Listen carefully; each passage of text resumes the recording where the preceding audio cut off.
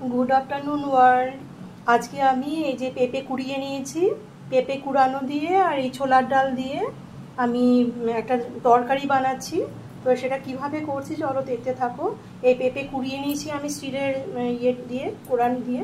এই পেঁপেটাকে আমি এই যে কুকারের মধ্যে একটা সিটি মেরে নেব, ঠিক আছে, একটু সফট হওয়ার জন্য। আর এই ছোলার ডালটা আমি বড়া করে নেব, নিয়ে দুটো মিশিয়ে আমি তরকারি বানাবো। কিন্তু কি কি ইনগ্রেডিয়েন্টস দিয়ে বানাচ্ছি আর কিভাবে বানাচ্ছি এটাই দেখার, ঠিক আছে। তো চলো আমি কুকারে ইয়েটা দিয়ে দিচ্ছি, পেঁপেটা পাপাইয়া যেটা বলে, এই পাপাইয়াটা আমি কুকারে এখন দিয়ে একটা সিটি মেরে নেব, ঠিক আছে। তো চলো দেখতে থাকো। এই যে আমি কুকারের মধ্যে দিয়ে নিয়েছি জল দিয়ে, সামান্য জল দিয়েছি আর এই নুন আর হলুদ দিয়ে দিয়েছি। এই রান্নাটা কিন্তু সাদা সাদা রান্নাই হবে, ঠিক আছে, বেশি মশলা পড়বে না এতে। তো ঠিক আছে চলো দেখতে থাকো। নেক্সট আমি এই যে এটা আমি বাটবো মিক্সির মধ্যে। তো কি কি দিচ্ছি মশলা সেটা আমি দেখাচ্ছি। আচ্ছা এখানে দেখো আমি ছোলার ডালটার মধ্যে আমি এই যে গোটা জিরে দিয়েছি, ধনের গুঁড়ো দিয়েছি, হলুদ দিয়েছি, জিরে গুঁড়ো দিয়েছি। আর এখানে আমি আদা কুড়িয়ে নিয়েছি দুভাবে, মানে একরকমভাবেই দুটো ভাগ করে রেখেছি আদাটাকে। এই যে এইদিকে দেখাচ্ছি, এই যে এইদিকে যেটা অল্প দেখছো এটা ডালের মধ্যে দেবো, এই ডালের বড়ার মধ্যে দেবো। আর এইটা হচ্ছে তরকারিটার মধ্যে দেব। আর এই রান্নাটার মধ্যে আদাটা একটু লাগে বেশি, একটু সামান্য, বেশি দিতে নেই, আবার তেতো হয়ে যাবে, বাজে লাগবে খেতে, ঠিক আছে। তাই জন্য এই আদাটা দেবো আমি ডালের বড়ার মধ্যে, আর এটা হচ্ছে তরকারির মধ্যে। তো চলো ডালের বড়ার মধ্যে আমি দিয়ে নিই।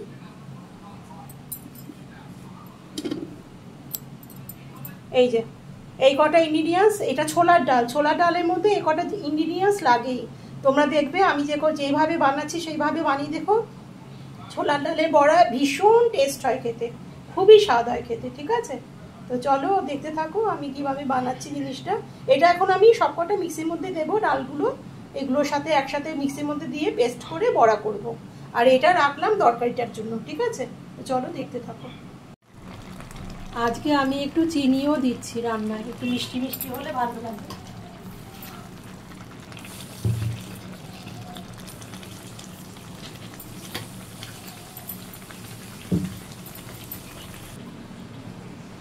এই যে আমার বাদাম পেশা হয়ে গেল, এই বাদামটা এবার দিয়ে দিচ্ছি।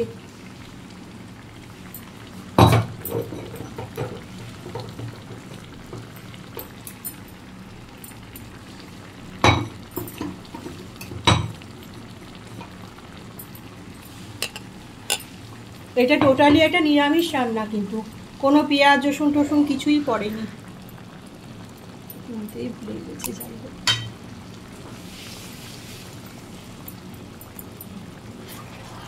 ঠিক আছে আমি এটা নাড়িয়ে চাড়িয়ে নামিয়ে আমি দেখাচ্ছি ফাইনালি। তো এই তো আমার এই পেঁপে আর বড়ার তরকারি কমপ্লিট হয়ে গেল।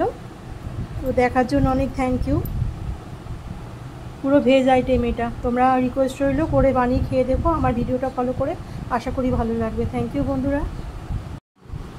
আচ্ছা এখানে আমি এই যে যেটা আমি তরকারি বানাবো, তরকারির গ্রেভিটা, এই যে আদা দেখতেই পাচ্ছ, আদা, একটু ধনের গুঁড়ো, একটু জিরের গুঁড়ো, একটু হলুদ দিয়েছি। এটা এবার আমি জল দিয়ে গোলাবো, এটাই আর কি গ্রেভিটা আমি, এটা হবে গ্রেভি, ফোড়নে দিয়ে দেবো। বেশি কিন্তু কিছু দিইনি, ধনের গুঁড়ো, জিরের গুঁড়ো, আদা আর হলুদ, ঠিক আছে। এই গ্রেভিটা আমি জল দিয়ে গুলিয়ে দিলাম। আর দেবো এই যে শাহি গরম মশলা।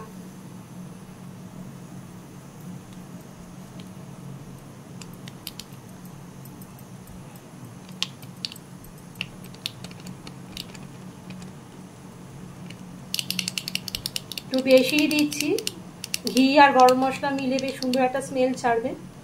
আর আমি কিন্তু এই যে ব্যাটারটা, বড়ার যে ব্যাটারটা, এইটার মধ্যেও আমি একটু এই যে শাহি গরম মশলা দিয়ে দিচ্ছি।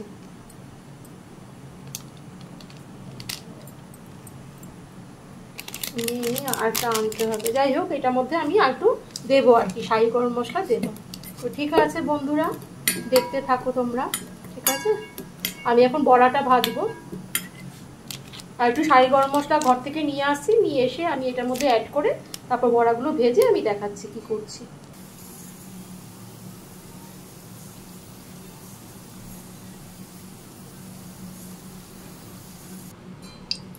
এই তো আমি ঘি দিয়ে দিয়েছি, ঘিয়ে রান্নাটা করব। এদিকে আমার বড়াগুলো ভাজা হয়ে গেছে আর এদিকে পেঁপে সেদ্ধ হয়ে গেছে। এবার আমি ফোড়ন দিয়ে রান্নাটা করব, ব্যাস হয়ে যাবে আমার রান্না। তো ফোড়নে আমি কি দিচ্ছি দেখো, ফোড়নে আমি এই যে 5 ফোড়ন দেব, এই যে দিয়ে দিলাম।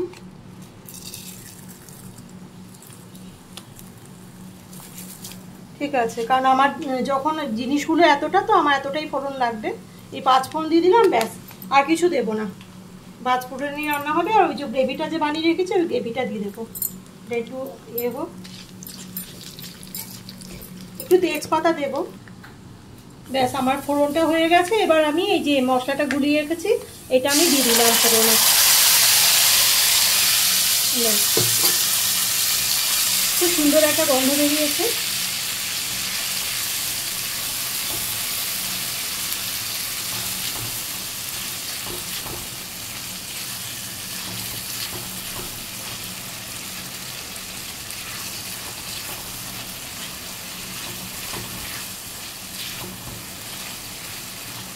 আমার মশলাটা মানে আমার ইয়ে ভাজা হয়ে গেল, মশলা ভাজা হয়ে গেল। এবার আমি এই পেঁপে সেদ্ধ করাটা আমি দিয়ে দিচ্ছি।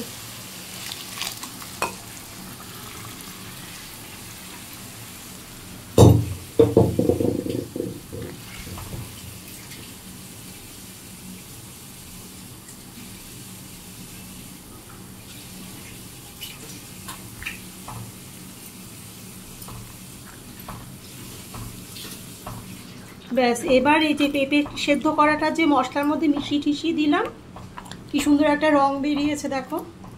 এবার এটা আরও সুন্দর রং হবে, আরও সুন্দর গন্ধ বেরোবে। যেহেতু আমি ঘিয়ে রান্না করছি, এটা তো এমনি স্বাদ হচ্ছে, তারপর গরম মশলা পড়েছে। এইবার আমি বড়াগুলো দিয়ে দিচ্ছি।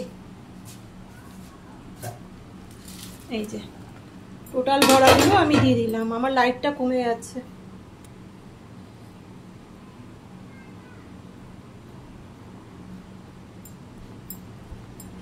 এই যে কি সুন্দর একটা দেখতে হয়েছে না, কালারটা কি সুন্দর এসছে।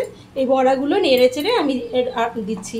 আর এর মধ্যে তো আমার ঘি গরম মশলা সব কিছু দেওয়া হয়ে গেল, ব্যাস আর কিছু দেবো না। আমি অনেক সময় ঘি আর গরম মশলা দিই না, অনেক রান্নাতে তোমরা দেখেছো, আর অনেক সময় পরেও দিই। আর এটা আজকে আগে দেওয়ার কারণ এটাই হচ্ছে যে ঘি গরম মশলাটা আর এই বড়াটা আর এই পেঁপের যে ইয়েটা মানে মশলাগুলো এগুলো মিলে ঝুলে খুব সুন্দর একটা বড়ারই গন্ধ বেরোবে। আর এই মশলাগুলোর গন্ধ বেরোবে, মশলাগুলো ঢুকে যাবে, মানে ঘি গরম মশলার গন্ধটা বড়াগুলোতে ঢুকে যাবে।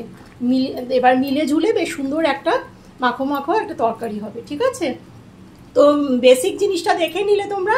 এবার আমি পুরো রান্নাটা আমি কমপ্লিট করে নামিয়ে আমি দেখাচ্ছি তোমাদের। ঠিক আছে, দেখতে থাকো। তোমাদের আরেকটা জিনিস দেখাতে ভুলে গেছি, এই রান্নাটার মধ্যে কিন্তু আমার এই বাদামও পড়বে। এই যে বাদামটা কিন্তু তেল ছাড়া শুকনো কড়াইয়ে আমি নেড়ে নিচ্ছি। ঠিক আছে, এবার একটুখানি দরদরা পিষে নিয়ে তারপর এই লাস্টে আমি নামাবার আগে এই বাদামটা দিয়ে দেবো। এই যে একটু শুকনো কড়াইয়ে নেড়ে নিলাম।